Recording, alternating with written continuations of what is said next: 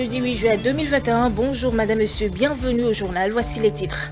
L'une des grandes décisions prises en Conseil des ministres ce mercredi 7 juillet 2021 est la réalisation d'une mission de maîtrise d'œuvre partielle dans le cadre de l'aménagement de 12 000 hectares de sites hydro-agricoles.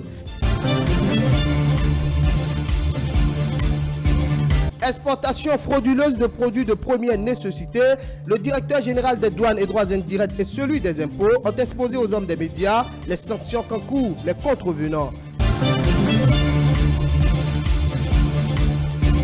Et puis, l'Égypte fait un pas de plus vers la sortie officielle de son vaccin anti-Covid produit dans le pays. Les précisions de nos confrères de CCTV+, en fin d'édition. Voilà.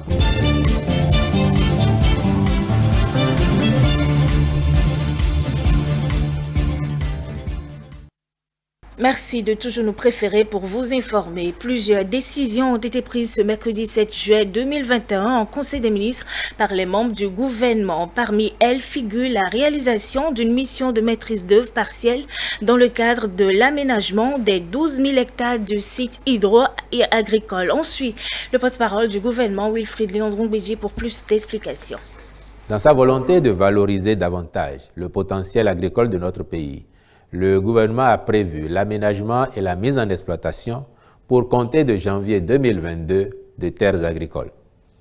Les présentes études, qui visent à créer les conditions de l'aménagement hydro-agricole avec une maîtrise totale de l'eau, portent sur une première superficie de 12 000 hectares, dont 1 500 dans la vallée du Niger, tenant compte des communes de Malanville et de Karimama, 1 500 autres dans la vallée du Mono, autour des communes de Grand Popo, Atiémé et Aplaoué, puis 9 000 autres dans la basse et moyenne vallée de l'Ouémé, autour des communes des Agégué, d'Adjoun, de Dangbo, de Zé, de Semekpoji, d'Apromiserité, de Bonou et de Wenhi.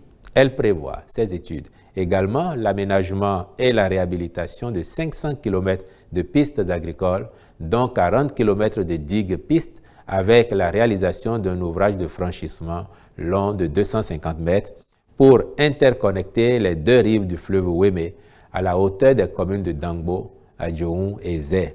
La prise en compte des vallées de la Pendjari et du Koufo interviendra ultérieurement après l'estimation du potentiel en ressources de terres irrigables. En vue du démarrage des présentes études, le Conseil a autorisé la signature de contrats avec les différents cabinets et groupements de cabinets internationaux sélectionnés. Il faut ajouter que d'autres importantes décisions ont été prises au cours du Conseil des ministres, notamment la dissolution du fonds routier et de la compagnie béninoise de navigation maritime, le recrutement de personnel en vue du renforcement de la brigade de protection du littoral et la lutte anti-pollution. Le point d'étape de la mission d'intérim à l'Agence nationale du transport terrestre. Nous y reviendrons dans nos prochaines éditions pour de plus amples explications et réactions. Cérémonie de distinction des membres de la première mandature de la Cour constitutionnelle et du premier président de l'institution. C'est dans la matinée de ce mercredi 7 juillet 2021 au siège de la haute juridiction. La cérémonie d'hommage a connu également la présence de plusieurs magistrats et personnalités. Ils sont à l'honneur à cette cérémonie de distinction. La toute première mandature de la Cour constitutionnelle dirigée par Mme Elisabeth Pognon reçoit ici les encouragements de la nation. Ils sont venus leur témoigner leur attachement et affection aux précurseurs qui ont fait asseoir les bases d'une cour impartiale au Bénin. Et c'est à juste titre que le secrétaire général de la Cour constitutionnelle leur rend un vibrant hommage à travers le récit d'un recueil consacré à leur intention. Madame Elisabeth Pognon et la première mandature de la Cour constitutionnelle sont à l'honneur. Madame Elisabeth Kaïssan Pognon, feu le professeur Alexis Moutondi, Monsieur Bruno Aronsou, Monsieur le professeur Glélé Aranzo Maurice, feu le président Hubert Maga, feu Elegbe Alfred et Monsieur Pierre Ewoumi sont célébrés aujourd'hui à travers un ouvrage de 526 pages intitulé « Les fondations de la justice constitutionnelle ». Cet ouvrage rassemble, outre l'avant-propos du président Joseph Diogbenou et l'introduction générale du professeur Ibrahim Salami, deux parties. La première est doctrinale, La seconde, jurisprudentielle. La présentation de la mandature est un rassemblement de documents devenus rares et qu'il a semblé utile de retrouver et d'immortaliser. Le président de l'institution, dans une pédagogie, a démontré l'utilité pour l'actuelle génération montante de faire recours aux anciennes valeurs. Nous avons compris que nous ne comprenions pas encore la Cour constitutionnelle et que votre présence ici, la présence de chacun et la présence de tous est une leçon aussi. À la tête de cette Cour, il a fallu un homme grand âge, qui est une femme. À la tête de la première mandature, il a fallu une femme née un 7 juillet. On célèbre les magistrats. Je pense qu'il faut penser, mesdames et messieurs les hauts magistrats, introduire certains enseignements à l'école de formation des magistrats, des auditeurs de justice. À cette cérémonie, plusieurs témoignages ont agrémenté les différents panels, à l'instar de l'ancien président de la Cour suprême, Maître Abraham Zinzindorwe, et celui du président de l'Union progressiste, Bruno Amosso. Lors de la mandature que j'ai présidée à la Cour suprême de 1995 à 2000, où Mme Poyon était présidente, je peux vous assurer qu'entre sa mandature et la mienne, il n'y a pas eu la guerre des institutions. Je souhaite qu'il en soit ainsi pour le reste du temps.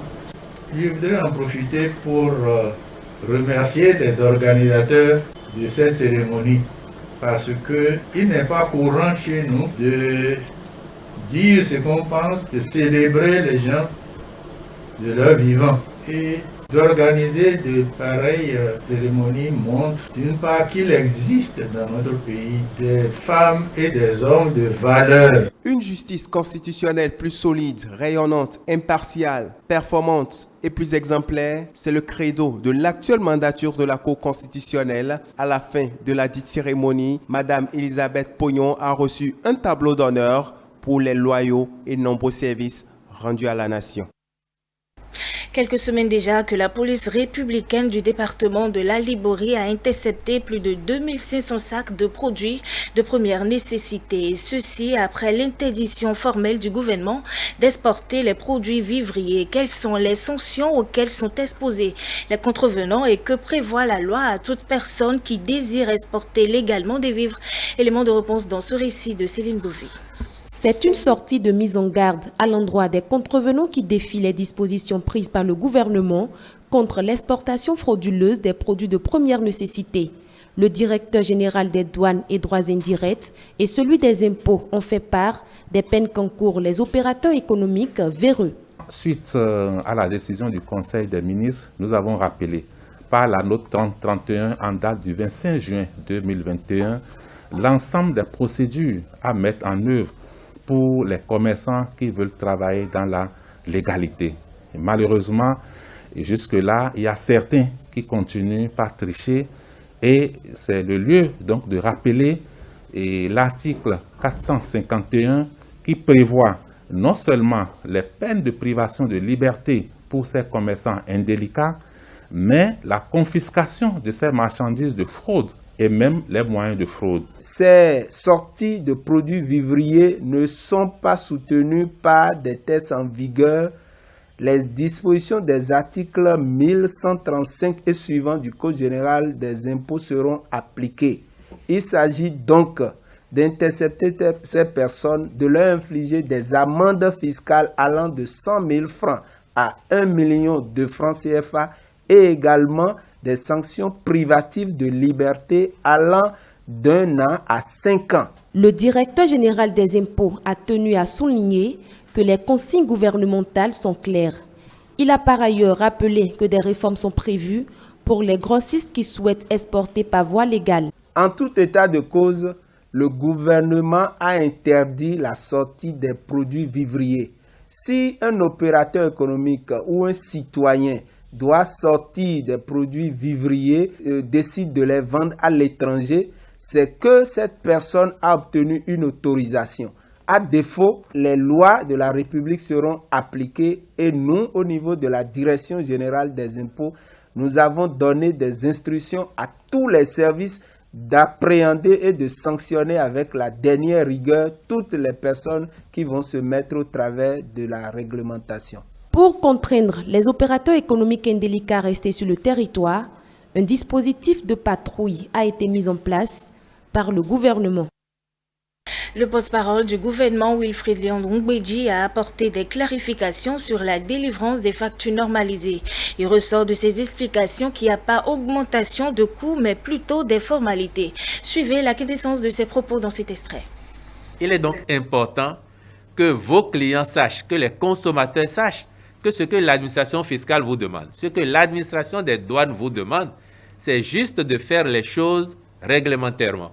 Vous êtes au Bénin depuis de nombreuses années pour certains d'entre vous, depuis quelques années pour d'autres, et je suis convaincu que chacun de vous observe la mutation positive, qualitative qui s'opère dans notre pays. Même si à Sekandji, la situation reste encore à améliorer au plan des infrastructures, vous voyez bien autour de Semekoji, Cotonou, Porto Novo, comment le réseau routier se développe.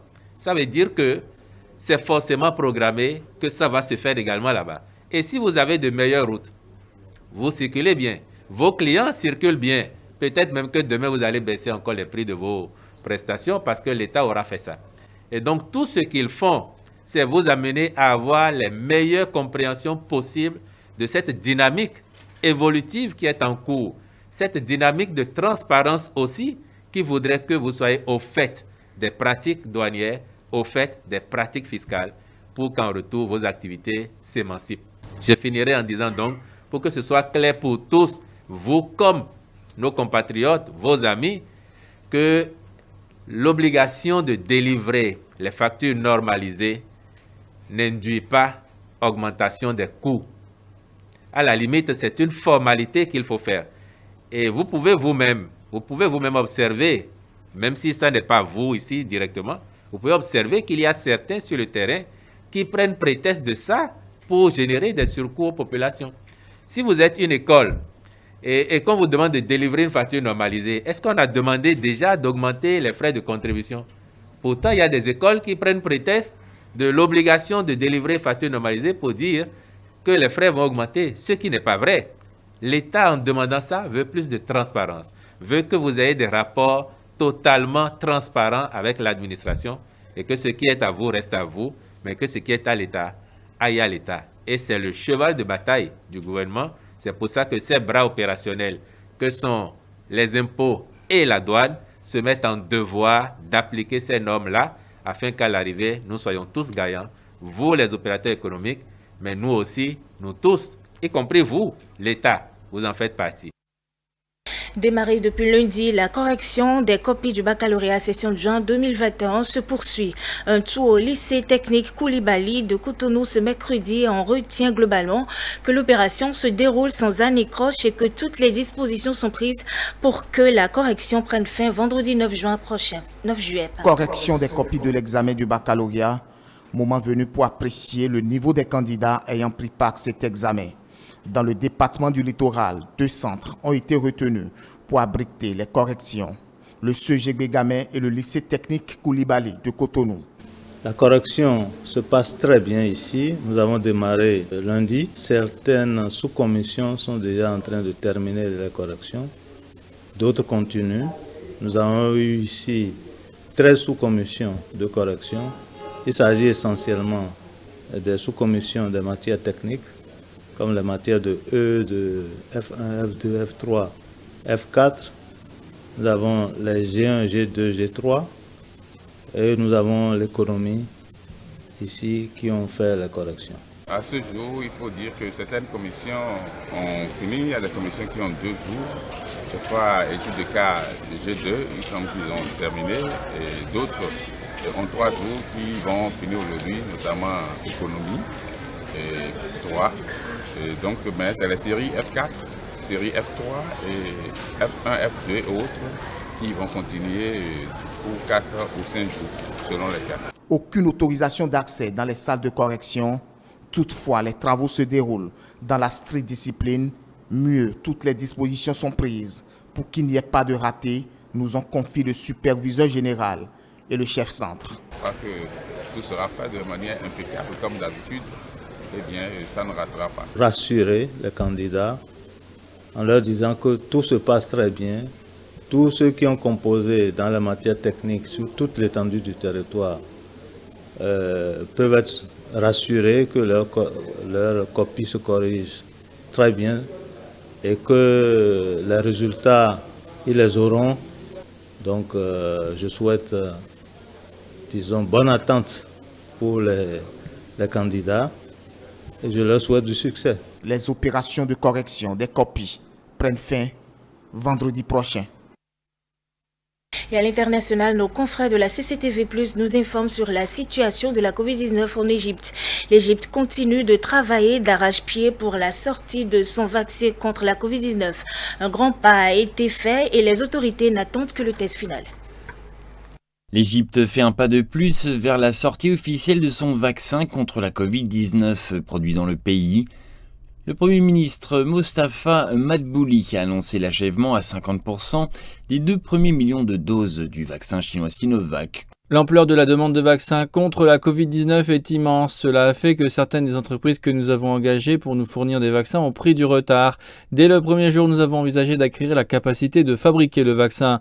Nous ne serons donc pas à la merci du marché mondial. À cet égard, je tiens à remercier notre grand ami, la République populaire de Chine, pour son plein soutien dans cette fabrication nationale. Madbouli dit que son gouvernement vise à produire 80 millions de doses de vaccins avant la fin de l'année, au lieu du plan initial de 40 millions. Nous ne nous attendons pas à ce que ce virus disparaisse de sitôt. Nous devons avoir la capacité de fabriquer, car il est probable que nous devrons continuer à vacciner les citoyens sur une base annuelle. Cela fournira un bouclier contre les infections récurrentes de cette maladie. Nous finalisons une autre usine de fabrication pour Vaxera, qui sera davantage une ville pharmaceutique dotée d'une grande capacité à produire des médicaments et des vaccins. L'accord avec la Chine comprend un transfert complet de technologie pour la production de vaccins contre la Covid-19. Cela inclura la production de la matière première bio au niveau national en Égypte. Le début de la production locale de vaccins contre la Covid-19 est un énorme soulagement pour le pays. Le programme de vaccination du pays a quelque peu ralenti en raison de l'interruption mondiale de l'approvisionnement en vaccins. Cette réalisation nationale aidera l'Égypte à atteindre son objectif de vacciner tout le personnel éducatif et au moins 5 millions d'élèves au cours des 2 prochains mois avant le début de la nouvelle année scolaire. Le gala d'art intitulé Périple épique a été diffusé 1er juin pour célébrer le 100e anniversaire de la fondation du Parti communiste chinois. Il proposait un regard panoramique sur le parcours du PCC. Nos confrères de CCTV+ nous présentent ici les coulisses de ce gala. Suivez. Le spectacle épique était présenté en 4 chapitres intitulés « Avancer à travers les flammes, qu'il pleuve ou qu'il vente, chevaucher le courant et un avenir splendide ». Il offrait une vue rétrospective des pionniers de la Révolution et des moments cruciaux du siècle dernier et décrivait l'importante transformation et les grandes réussites de la Chine sous la direction du PCC. Les personnages clés, les événements et les moments critiques du siècle dernier, qui marquent les changements considérables et les grandes réalisations de la nation, ont tous été représentés par diverses formes d'art telles que la musique, la danse, le théâtre, les effets spéciaux et autres manifestations artistiques. Condenser ces 100 années d'histoire en un gala de 2 heures n'a pas été une tâche facile. Nous avons abordé chaque segment comme on le fait avec la peinture traditionnelle chinoise. Nous devions créer l'atmosphère juste pour la chanson et la danse qui résonnerait avec le public. Ça a été le cas pour l'Ode aux héros qui a été chantée sur le champ de bataille alors que la nation chinoise était confrontée à une situation périlleuse. Et l'émotion en a découlé naturellement. L'utilisation de technologies de pointe était également un des importants temps forts du gala. L'écran courbe géant qui servait de décor de fond du gala faisait environ 170 mètres de hauteur et 30 mètres de largeur, étant l'écran le plus grand jamais utilisé dans un spectacle artistique. Tout l'équipement utilisé pendant le gala, y compris l'éclairage et l'écran géant de fond, a été produit en Chine, ce qui aurait été inimaginable dans le passé. L'équipe de production a aussi réalisé des restaurations en définition 4K et la colorisation de plus de 2 heures de vieilles images d'archives afin de ressusciter les événements historiques originaux. Les premières images d'archives pouvaient être tracées à la fondation du Parti communiste chinois. Le travail de restauration pour le gala est de loin celui sur l'échelle la plus grande que nous ayons jamais produit. Et nous sommes fiers de présenter cette histoire précieuse à des dizaines de millions de spectateurs. Le réalisateur Chen Weiya a révélé que Périple épique était à présent transformé en un film qui devrait sortir en octobre à l'occasion de la fête nationale du pays. Madame, Monsieur, merci de votre attention. C'est la fin de ce journal. Le journal et vos autres programmes que vous pourrez retrouver sur nos différentes plateformes digitales www.etelebena.com et sur Facebook et YouTube, Etelebena tout simplement.